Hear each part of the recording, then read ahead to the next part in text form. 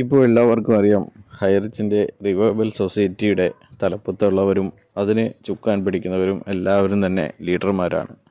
ഈ കമ്പനിയിൽ നിന്ന് ലക്ഷങ്ങളും കോടികളും ഉണ്ടാക്കിയ ആൾക്കാരാണ് ഈ സൊസൈറ്റിയുടെ ഭാഗമായിട്ട് നിൽക്കുന്നത്. അവർക്കൊന്നും തന്നെ ഒന്നും കിട്ടാനില്ല എന്ന് കഴിഞ്ഞ ദിവസം ഭാര്യയ്ക്ക് തന്നെ പറഞ്ഞതുമാണ്. എന്തുകൊണ്ടാണ് അവർ ഇങ്ങനെ കേസ് നടത്തുന്നതെന്ന് നിങ്ങൾ ചിന്തിച്ചിട്ടുണ്ടോ? ഈ കേസ് ഇങ്ങനെ നടത്തി കഴിഞ്ഞാൽ ഇത് ഇപ്പോഴൊന്നും തീരുമാനമാകില്ല എന്ന് നന്നായി അറിയാവുന്നവരാണ് അവർ. അതുകൊണ്ട് തന്നെ അവർ ഒരു കേസല്ല പല കേസുകളും കൊടുത്തുകൊണ്ടേയിരിക്കുകയാണ്.